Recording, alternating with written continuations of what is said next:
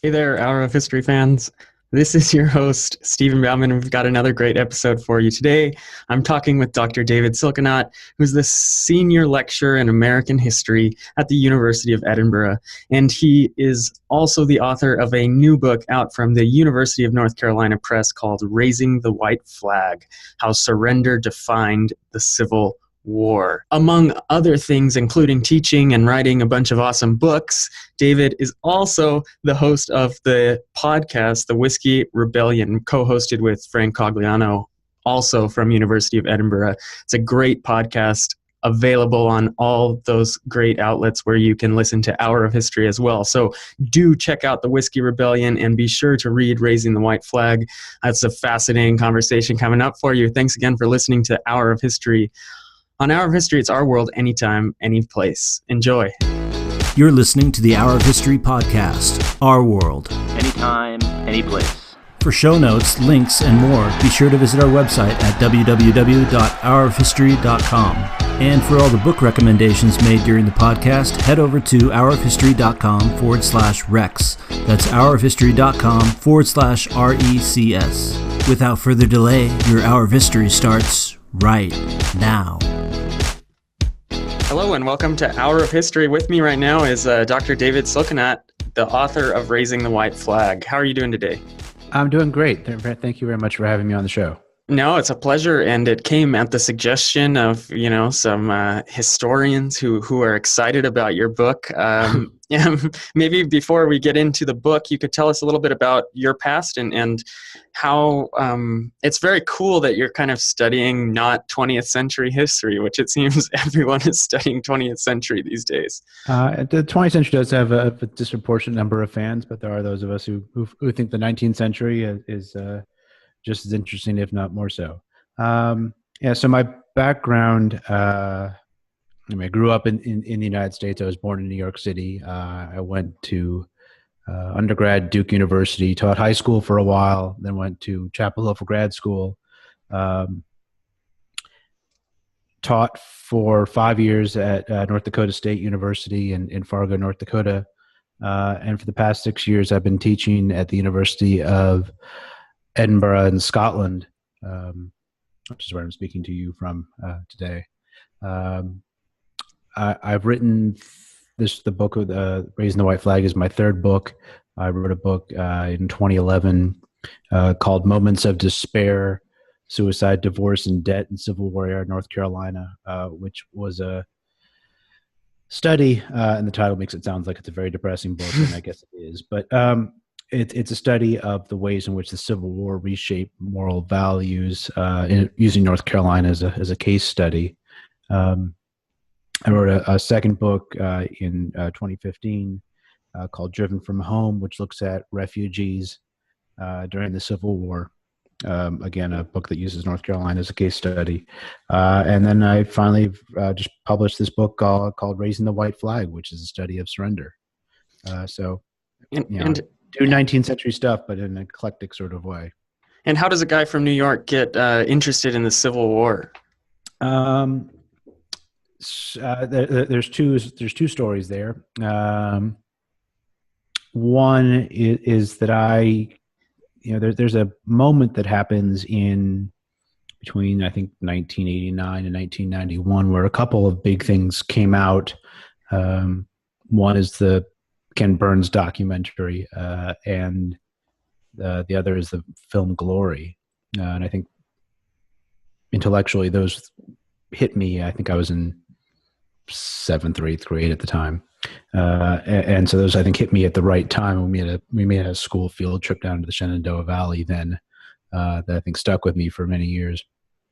The other sort of more personal reason is I happened to be going to both undergraduate and graduate school in North Carolina, and became very interested in local history and became very interested in, studying the sources that were around me and the places that were around me.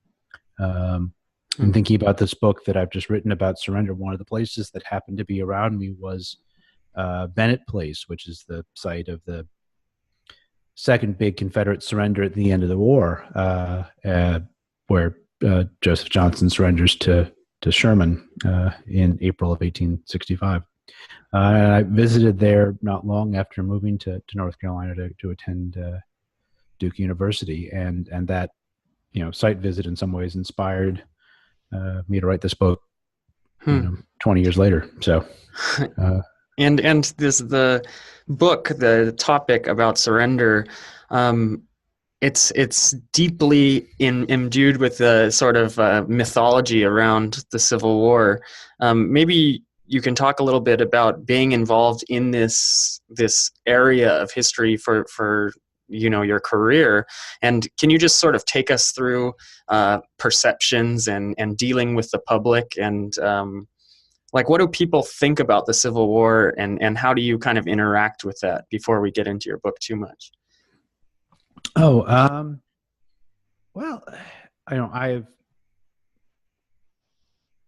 both studied the Civil War and taught the Civil War in a number of different places. I've taught it in the South. I've taught it outside of the South. I've taught it outside of the United States. And so I've interacted with non-academic audience, non-student audiences in all of those places. And the one thing I think that the Civil War has in common in all of those places is there is a phenomenal amount of public interest in the Civil War, and people who have very strong thoughts and feelings about the Civil War as both as a historical event and as a sort of cultural product, and as a turning point in American history. One of the things people have asked me since I've moved to the UK is, does anybody there care about American history? Which, some people think it's quite odd that I'm teaching American history in the UK. And when I point out that we teach French and German and British history in the United States, they're like, "Oh, I guess we do." So, but American history is very popular here, and the Civil War is extraordinarily popular here. My classes are always filled up, and I don't think that's necessarily a comment on my teaching. I think it's mostly that the subject matter attracts a lot of students because it has, it really does touch on the big themes of American history, whether that's, the relationship between the state governments and the federal government, whether that's about questions about race and slavery and how those manifest themselves, or questions about individual agency. There's a thousand stories in the Civil War, and I think people come to it for different reasons, but it does have its sort of natural built-in audience anywhere I go. And do you find, as a historian working on such a popular topic, that there's tension there between the sort of historical perspectives from the academy and more popular perspectives, or do you think generally people have a pretty good idea of what happened? Well, people is a big category. That's a lot of a lot of people. So I think this is my third book about the Civil War, or at least one that has the Civil War in the title. But it's the first one that's really a military history book, or at least one that has very strong military elements to it. And so I think there are parts of the Civil War story that are much better known than others, and parts of the story that the general public are much more, and the general public obviously is a very diverse group of people, but there are parts of the story that people are much more familiar with than others. And I think the military part of the Civil War is something that there is a very large public audience for. I think there are other elements of the war that are that there's less of a general public understanding of, and a greater divide between academia and popular understandings of the war. Whether that has to do with the role of gender in the war, or whether it has to do with how race and slavery interact with the war, I think there's a greater divide there than there is with purely military questions. For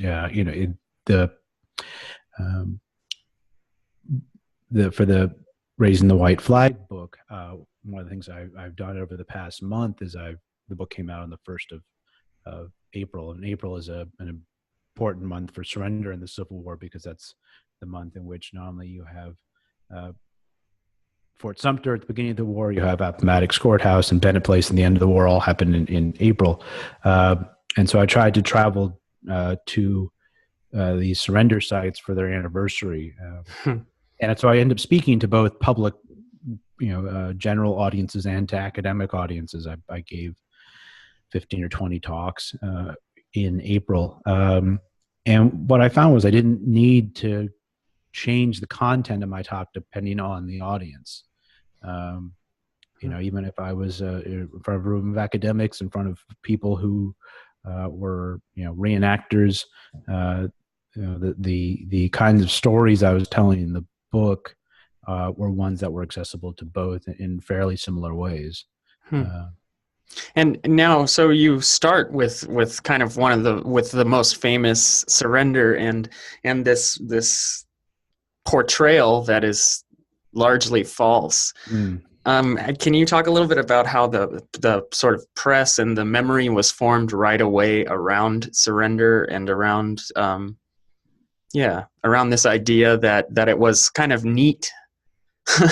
Well, so I mean, one of there's two basic impulses that when I first came up with this idea for the book that really drove both my thinking about the book and the research. And one was just this very simple observation that they surrendered a lot in the Civil War. And who's they there? Both Union and Confederates surrendered all the time, right? So the war begins with a surrender at Fort Sumter, although there's actually surrenders before that. It ends with surrenders at Appomattox Courthouse and Bennett Place and a number of other locations. And in between those, there are a number of major surrenders that happen really at defining moments of the war. Fort Donelson, Harper's Ferry, Vicksburg are probably the best known, but there are dozens of other times when both Union and Confederate commanders decide that deciding not to fight was the best option. And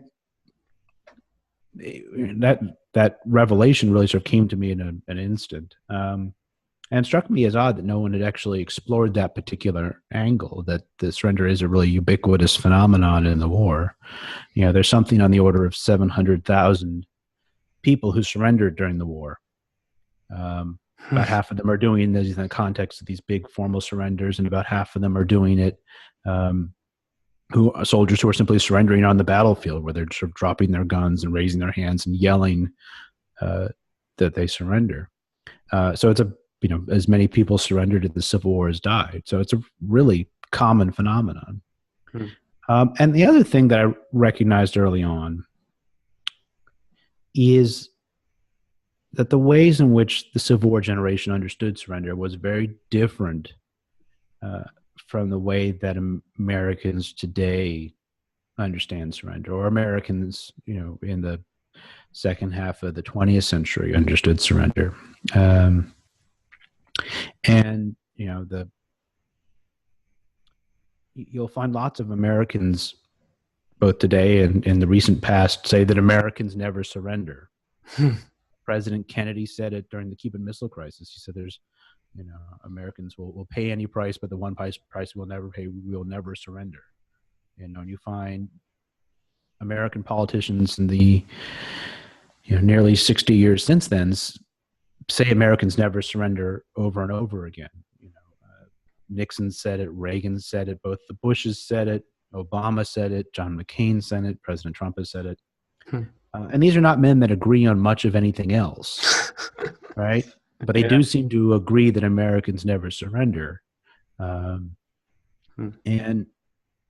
clearly in the 19th century, that was not the case, because Americans seemed to surrender all the time. And not only did they surrender all the time, they didn't see anything stigmatizing or morally dubious about it, as long as you surrendered under the right conditions. They had very clearly established sort of rules about when one could and when one couldn't lay down one's arms. And the sort of the great example of that is Robert Anderson when he surrenders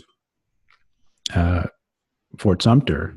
He is, the Confederates demand that he surrender. He refuses. They fire upon the fort. And 34 hours later, after he's been bombarded and has no chance to fight back, that he knows that continuing to fight will only cost the lives of his men, then he surrenders. And he is treated as a hero. After the surrender, he and the garrison go up to New York City. They're allowed to, they're given free passage by the Confederates after they give up the fort. And they go to New York and they have an enormous celebration for him where he is labeled as the hero of Fort Sumter. And what made him heroic was the fact that he stood bravely until such point as he realized that continuing to fight was only, a fool's errand, and that choosing to surrender at the right moment was a heroic act, was a heroic choice. And that's really the standard for both armies for the entire war. And I found that really interesting to sort of make sense of not only sort of how often they're surrendering, but how they made sense of when was the right time to surrender and what did that mean? And so what did it mean? What is surrender in war, and when does it sort of get this negative connotation to it that we seem to have now?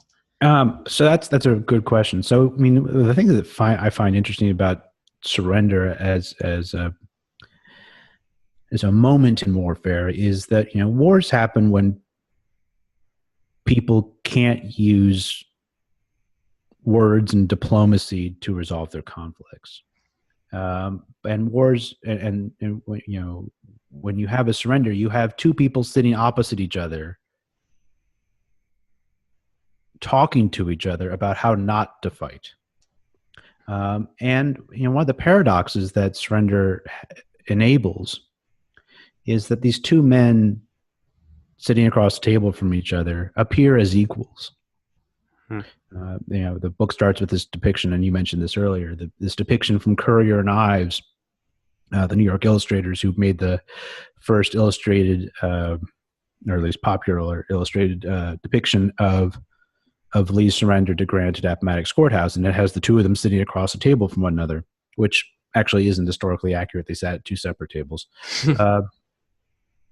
But it made them look like equals at the precise moment that they were, in fact, radically unequal. Right? At that point, Lee's army was broken. It had been marching for days. It hadn't eaten. Many of the soldiers hadn't eaten since they left Petersburg. They were in no position to fight. Grant vastly outnumbered him and had him surrounded. So they are, it's their inequality in some ways that drove them to be together and sit down and talk to one another as equals. And then ultimately choose not to fight. I find that sort of an interesting dynamic when the ways in which we think about warfare.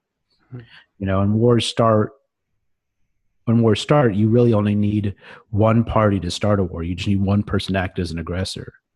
But to have a surrender, you need both parties agree to stop fighting. So I think they're very interesting moments in the history of any conflict. But in this particular war, people are surrendering all the time. It's a very common phenomenon. When we think about Lee and Grant sitting down together with one another, that was the third time Grant had accepted the surrender of Confederate forces. He had accepted the surrender at Fort Donelson and at Vicksburg.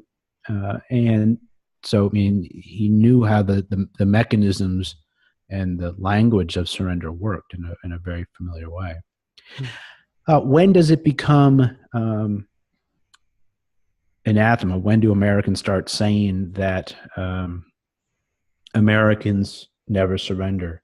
And that's really, I think, a phenomenon of the mid-20th century. You start to find people vocalizing that during the Second World War, but then especially after Korea. There's one of the reforms made after the Korean War is the implementation of the U.S. Fighting Man's Code, which is sort of a rules of conduct for U.S. soldiers. And it tells them that they are not allowed to surrender. Hmm. You are supposed to fight, even if you are fighting against overwhelming odds. And I think that reflected not only sort of a change in military posture towards surrender, but it sort of reflected a broader cultural shift that happens in the United States during the Cold War and afterwards. And you find it in weird places. If you look in American popular music, you will find lots of songs about never surrendering. From Tom Petty, Bruce Springsteen, Bob Dylan, they all have references to it.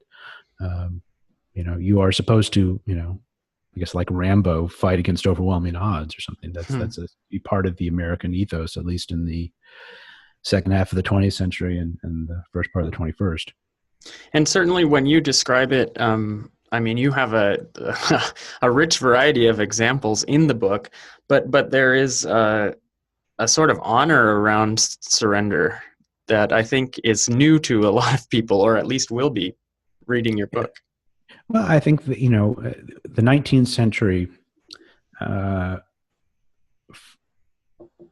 men in the 19th century, honor was a really important way in which they saw themselves and the way they saw their compatriots in a way that is very foreign, I think, to many Americans today. To surrender honorably, they knew what that meant, and they had very clear standards about what that meant, and they understood what the rules were. And these are rules that they had inherited in part from the American Revolution and from the War of 1812 and the Mexican War, but they really come to their fullest fruition during the Civil War. And one of the clearest sort of articulations of that comes in May of 1865. So at the very, very, very end of the war, in which after Lee has surrendered, after Johnson has surrendered, after Taylor had surrendered, after most of the Confederate forces had surrendered, there's basically one Confederate army left, and that's Edmund Kirby Smith's army in the Trans-Mississippi. And he basically controlled Texas and the western parts of Louisiana. And the U.S. Army sends a courier out to Kirby Smith and asks him if he wants to surrender. And Kirby Smith's, here's this courier, and the courier informs him about all the events that have been happening east of the Mississippi. And Kirby Smith says no. And he writes this, and the courier's like, can you tell me why? I've got to go back to my boss and explain why you're saying no. And he writes this very lengthy letter, and he says, basically, an officer can only surrender his command when he's resisted to the utmost of his capacity. And he's sort of reflecting that sort of same standard that Robert Anderson had at the beginning of the war. And in essence, he's saying there are rules about when I can and can't surrender, and we haven't met that threshold yet. Or to put it another way, I can't surrender yet because you guys haven't attacked me yet. And he's under no illusion that, like, were a battle to happen, that he could win. He's under no illusion that the Confederacy is going to rise again, although he had some subordinates that did. But he's reflecting this sort of shared understanding of what his obligations were as an officer under the sort of established unwritten rules of war about how you're supposed to do this. And this whole, the idea of honor, has been written about by many historians, looking both in the North and the South. And one of the things I found that's very surprising, I think, to modern readers, is really how much they relied upon these ideas about honor to make, their basic structures of military life work. One of the things that happened after surrender in a number of cases is that soldiers would be paroled. And this happens for most of the middle part of the war, and it happens at the end of the war.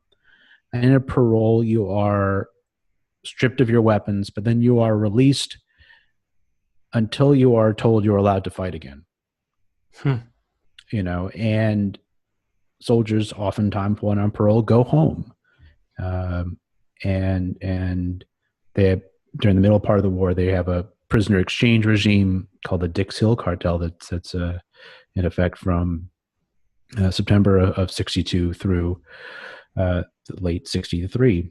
And it basically set up the system where if you were captured in combat or your officer surrendered you, you would be very quickly released on a parole.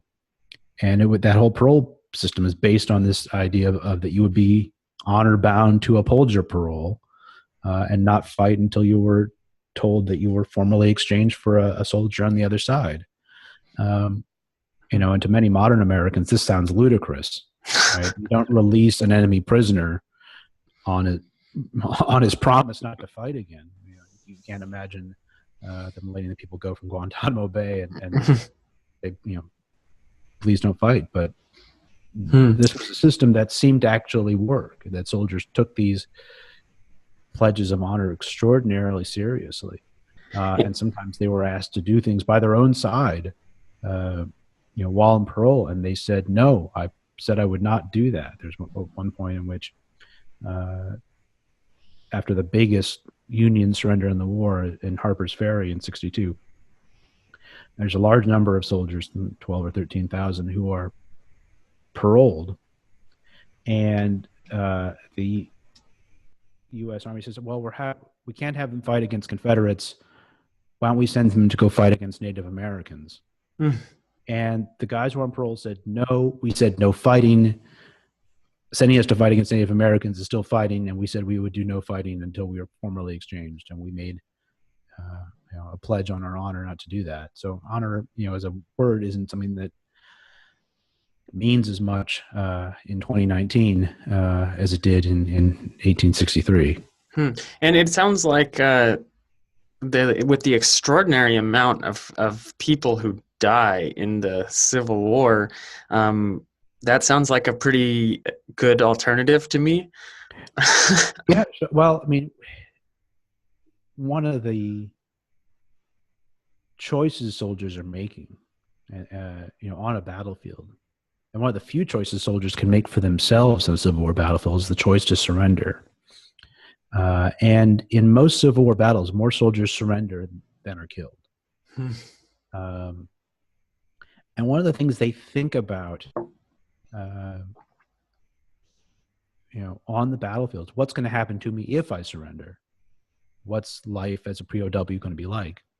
And one of the things I found in working on this book is that, soldiers' expectations at different points in the war changed pretty significantly. When people think about what's like as a prisoner of war in the Civil War, people often think of Andersonville, the Confederate prison in Georgia, which was really a sort of a hellscape, with starvation and disease and really awful, crowded, cramped conditions.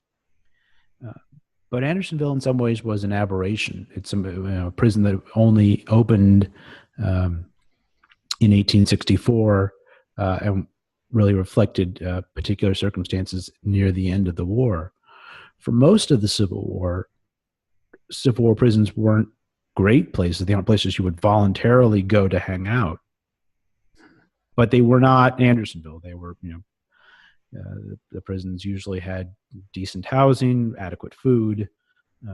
Lots of them had lending libraries and lecture series going on in them. And, for most of the war, soldiers are choosing between dying, if they find themselves in a situation where they are outnumbered or where their weapon is misfired or in which the likelihood is they're going to die. And choosing to surrender seems like a very good option then, especially when they have this prisoner exchange system going on that I mentioned earlier. There are soldiers who surrender sometimes 2 or 3 times over a summer. And, the soldiers who surrender, we tend to, some people might think, well, are these cowardly soldiers. In fact, usually they weren't. Usually they were the bravest soldiers.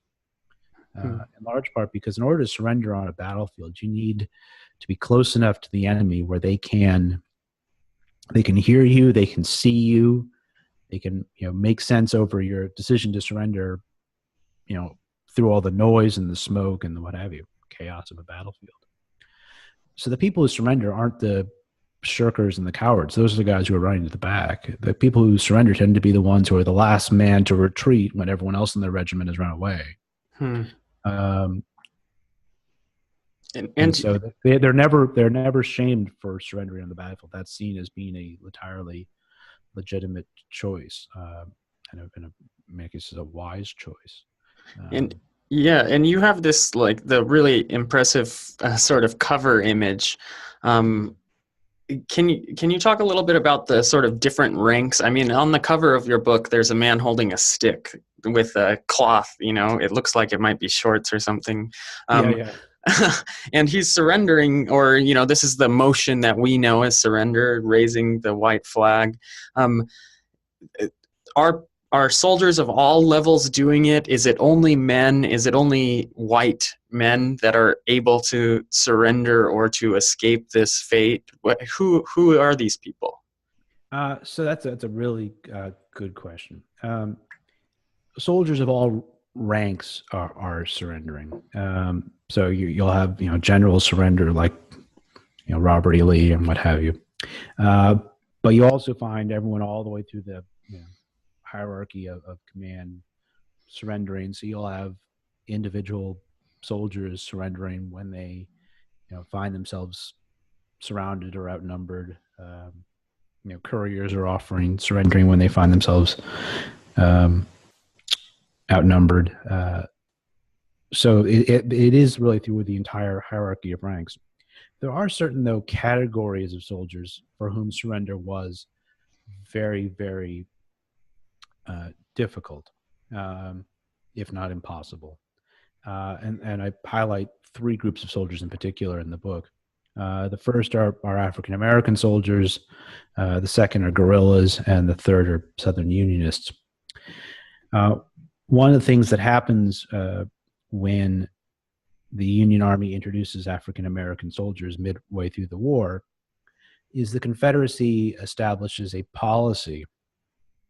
The official Confederate policy is that African Americans captured in uniform will not be treated as prisoners of war, but will be treated like runaway slaves and returned to slavery.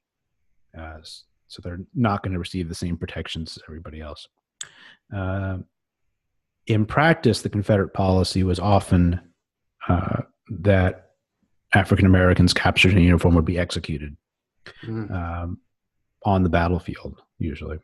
And in fact, we have lots of examples of Confederate soldiers massacring black troops. The most famous is at Fort Pillow, but there are a number of other locations where you have a similar dynamic at play, in which Confederates refuse to accept that black soldiers are legitimate soldiers and should have the same privileges and rights that any soldier has on a battlefield in terms of being allowed to surrender and be cared for as a prisoner of war. And one of the consequences of this is that black soldiers fight differently because they know they can't surrender. They say, look, if we can't surrender, we are going to fight to the death. We're going to fight in a very different kind of way than white soldiers will. And they also say, at least some of them say, that if Confederates aren't going to accept our surrender, if they're not going to abide by the agreed rules of how war is supposed to work, that we are under no obligation to fight under those rules either, right? That if they have raised the black flag on us, we're under no obligation to accept their pleads when they want to surrender to us. And so if you see situations like the Battle of the Crater, which happens after Fort Pillow, you find a very different kind of war because both Confederate soldiers refuse to accept the surrender of black Union soldiers, and black Union soldiers are refusing to accept the surrender of Confederates, and you really have a war of a different nature than you do the rest of the time. So African Americans, for the most part, can't surrender. They have a different set of rules. For guerrillas, a similar kind of dynamic plays out. The Union Army determines that guerrillas, because they're not fighting in uniform, they're often not fighting in recognized chains of command. They determine that they're not legitimate soldiers and therefore are not deserving of the protections afforded to legitimate soldiers. So they're going to be treated like criminals and outlaws, people who have committed murder and theft and what have you, rather than as soldiers that should be treated like prisoners of war. And the sort of flip side dynamic plays out as well. Guerrillas in the Civil War, most of whom are fighting for the Confederacy, realize they can't surrender and therefore going to fight differently as a consequence. And the third category of people I look at are Southern Unionists, that is to say, white Southerners who fight for the Union. And the Confederacy considers them deserters from the Confederate Army, whether they were or not. Some of them were. So when they are captured, they're often executed as deserters. And they know this, so they fight in a different way as a consequence. And so you're really centering this conflict around surrender, which is not many historians have done. How does that alter how we understand the Civil War? Should we? Do you want to see it discussed more as a topic? So one of the ways in which people often think about the Civil War, and I think there's a good reason for this, is the Civil War is an extraordinarily bloody war, right? It is the bloodiest war in American history. The old figure is 620,000 people were killed in the Civil War. The new figure, there's been some new scholarship that suggests that it's probably closer to 750,000 people were killed in the Civil War, which is more than all the other American wars put together. So death toll on an extraordinarily high scale, and especially when you consider the size of the population at the time, it really is mind-boggling to think about ways in which this war devastated communities, devastated a whole generation of young men, but then obviously their family members and communities and what have you.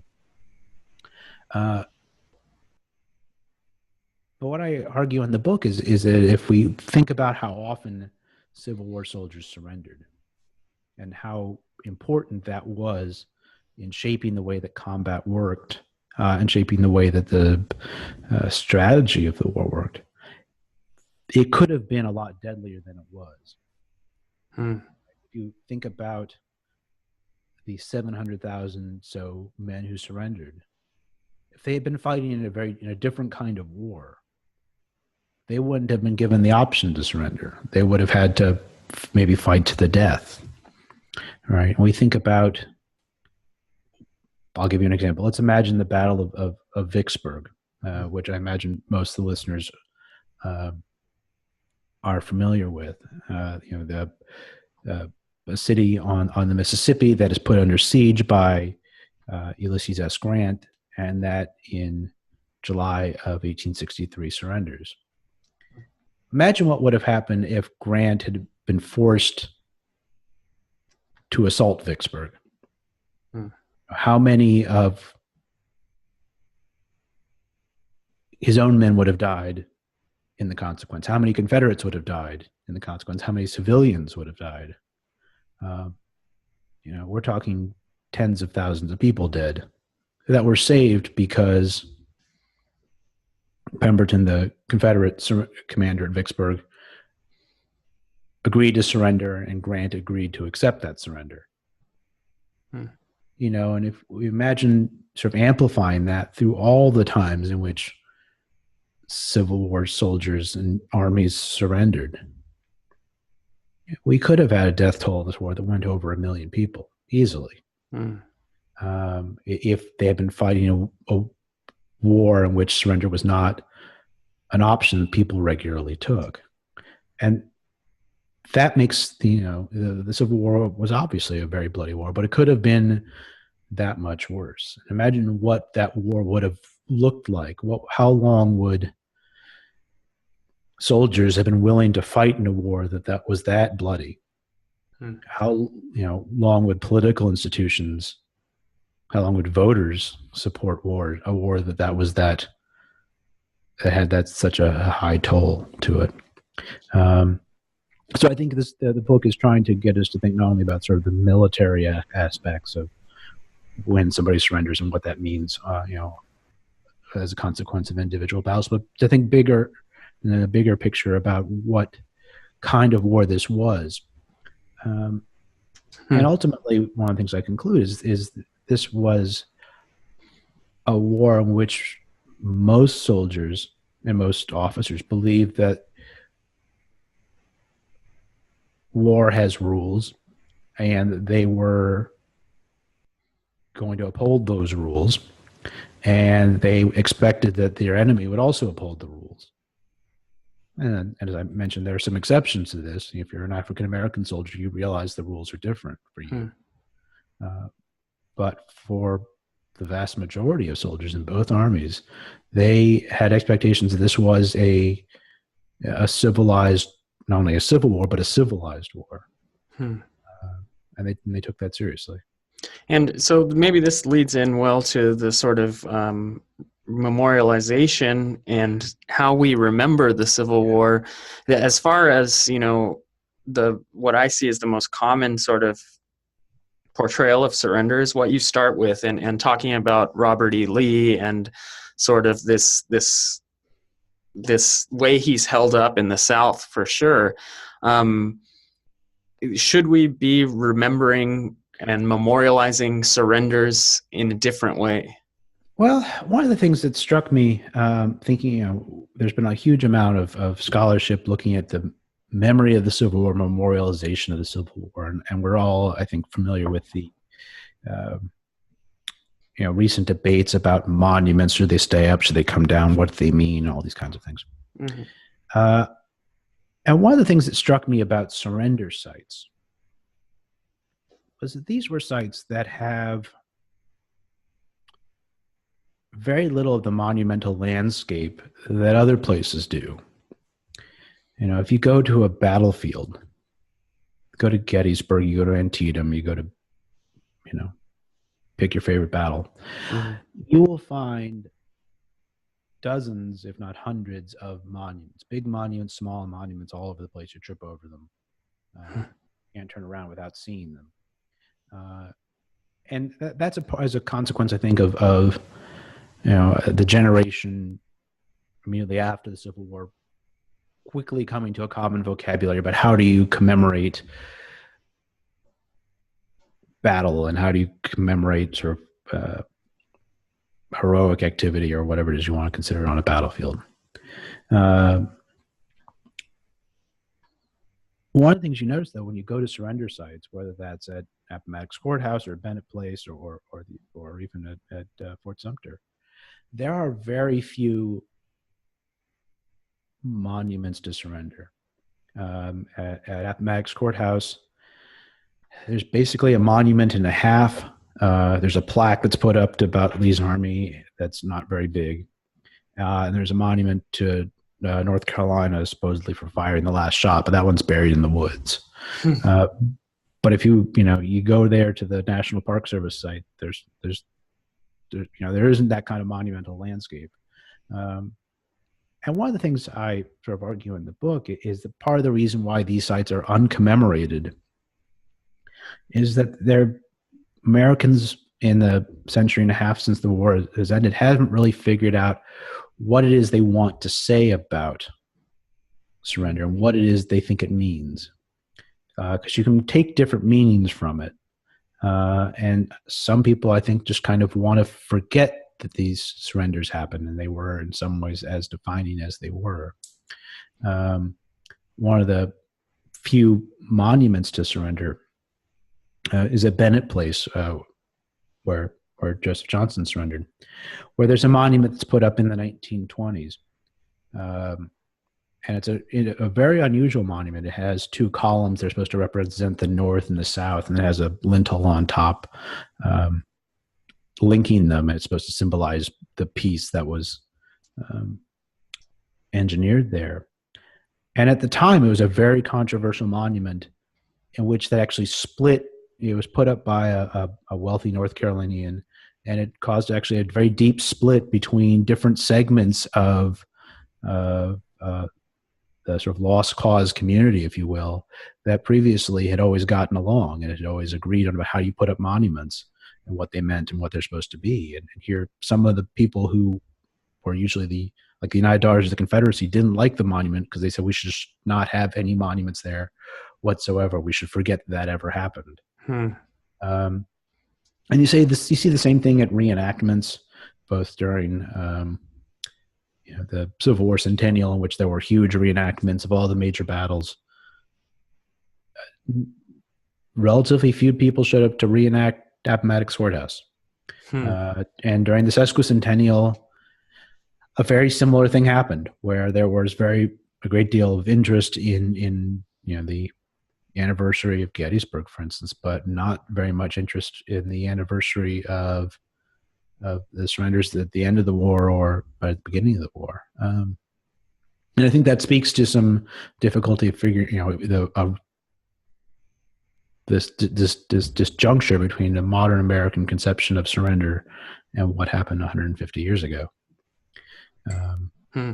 And there is this sort of tendency for Americans, I've noticed anyway, and perhaps more broadly than Americans. I mean, you're teaching in the UK, so you can tell me. But to sort of apply this presentism of maybe surrender being shameful and not look at it historically.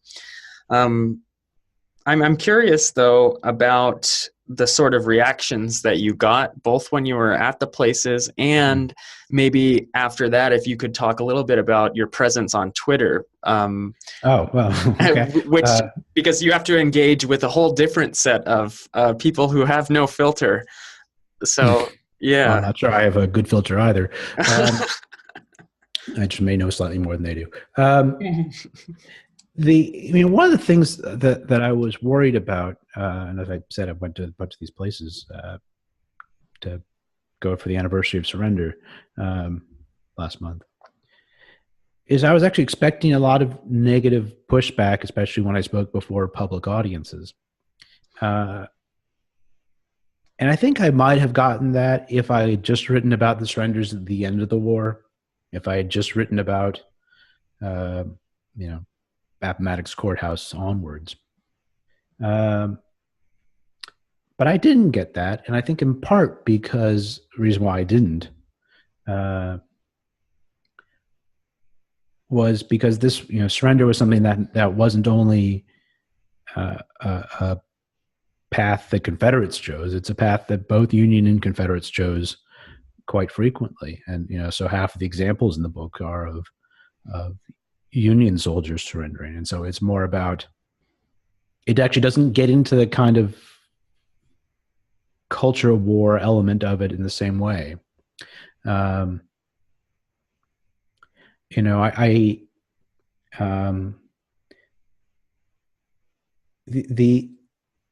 one place where you do see, or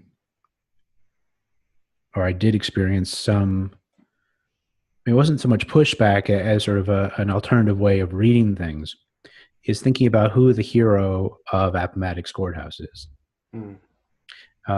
And there is a narrative about that particular site that, and I actually heard some of the tour guides at Appomattox Courthouse say this, that surrender was something that was foreign to Robert E. Lee's nature, which is an interesting thing for a tour guide to say, because I'm not quite sure how one gets at Robert E. Lee's nature or anybody's nature. But that he, decided to do it for the benefit of his men, that they were overwhelmed and that he had no other option. All of which I think is, at least the second part of that is definitely true. They were overwhelmed. They had very few other options other than fight a battle that they would undoubtedly have lost quite badly. But the other, the other half of the story really is about Grant's desire to find alternatives to having many men die, both his own men and Confederate soldiers die. And Grant has often gotten a very bad rap among popular Civil War circles. His reputation has improved in recent years, but very often he was sort of contrasted with Lee, where Lee was a skillful general and Grant was a butcher. And I think that's fundamentally wrong. I think Grant very much wanted to avoid fighting whenever he could. He fought when he had to, and when he did, he didn't pull any punches. But if you consider the fact that Grant is involved in 3 major surrenders in the war, I think that reflects his commitment to fighting only when absolutely necessary. And that he gets this nickname, Unconditional Surrender Grant, which is a nickname he gets after Fort Donelson, because he does demand unconditional surrender there. And people take from that sometimes that he was was not generous to his enemies. In fact, the opposite is true. Of the 3 times that Grant was on the victorious side of a surrender,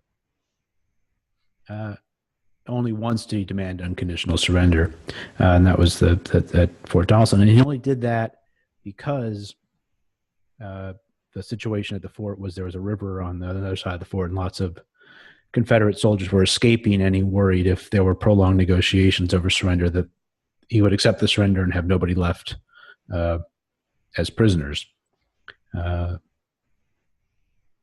At the other 2 surrenders, at Vicksburg and at Appomattox Courthouse, there are conditions attached, and he is willing to negotiate with both Pemberton and Lee over the terms of the surrender.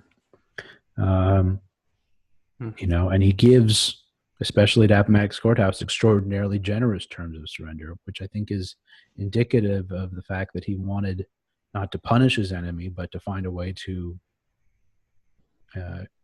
create conditions where people didn't have to die. And so I think he deserves an enormous amount of credit for his conduct throughout the war and trying to use surrender as an alternative to bloodshed. It's interesting, and it's almost like we could get a reverse lesson for the present as surrender as sort of like a form of diplomacy. I think everybody, in some ways, if you read text close enough, shows their cards, and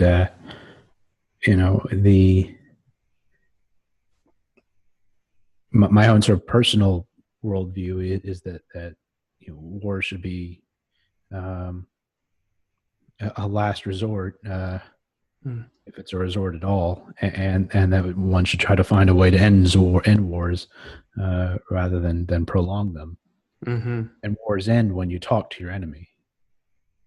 If wars only end when you kill every single one of your enemy, then war is going to last forever. As I think, no spoilers, but people have seen in Game of Thrones. Yes. But speaking of surrender, I don't want to spoil it, but there are some interesting places there where characters are not learning the lessons they should have learned had they read my book.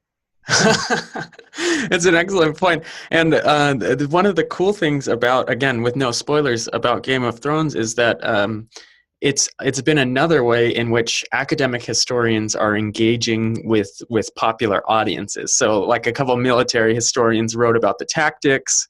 Sure.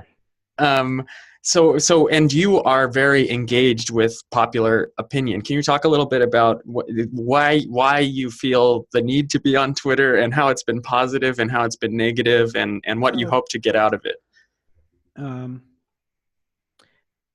Well, I mean, one of the things that I believe sort of fundamentally about my obligation as a historian is not simply to talk with other academics, although that's a lot of fun, but also to find ways of communicating and learning from people outside of the academy. And people outside the academy have as much to teach us, and as much,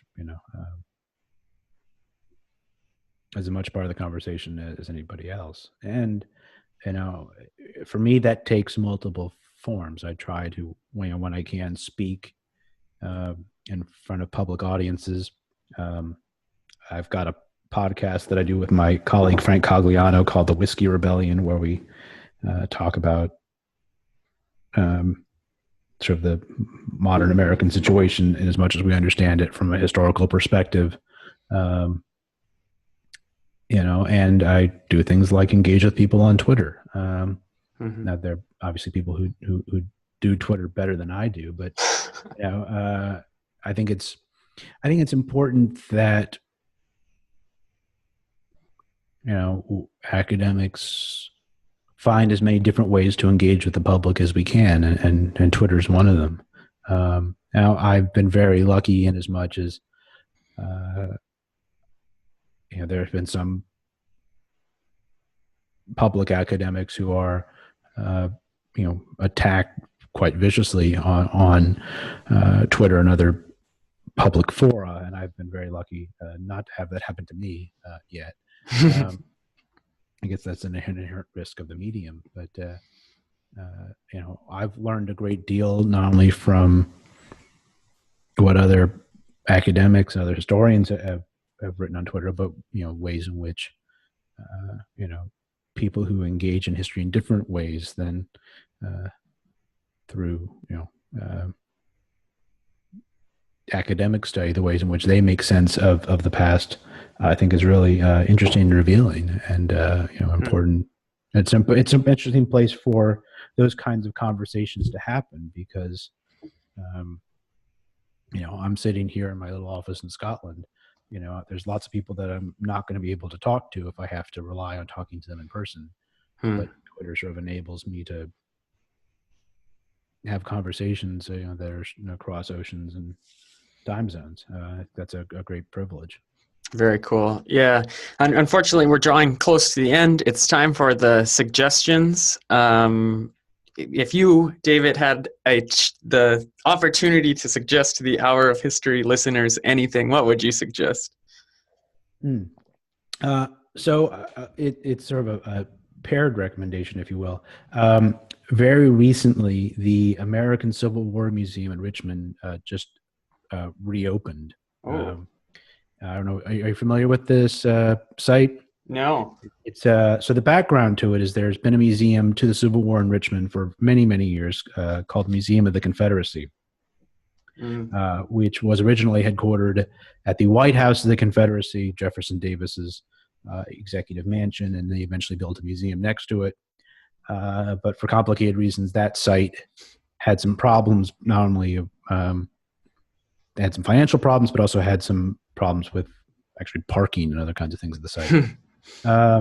VCU Medical Center basically built itself up around the White House, the Confederacy, so it was hard to get to. Anyway, they merged with another museum called and they've established this new center called the American Civil War Museum in downtown Richmond.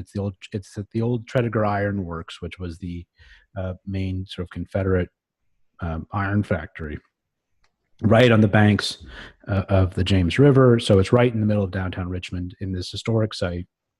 And they've got, and the museum just opened a few weeks ago, and it's extraordinary. Just both in terms of the quality of the collections, the quality of the interpretation.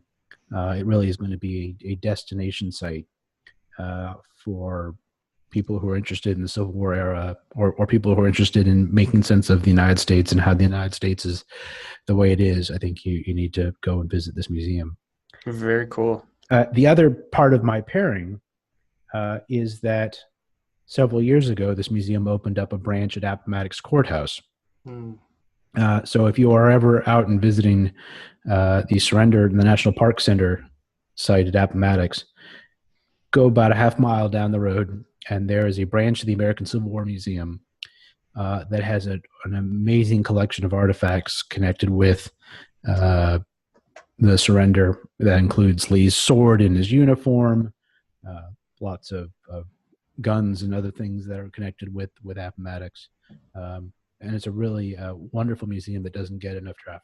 So go out and visit Appomattox after you visit the site in Richmond. Very cool suggestions.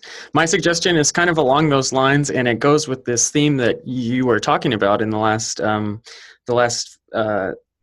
segment. There is this theme of engagement, and not necessarily academic historians, but in this case it was students at Duke University who put together a website called Statues Speak at Duke. Cool.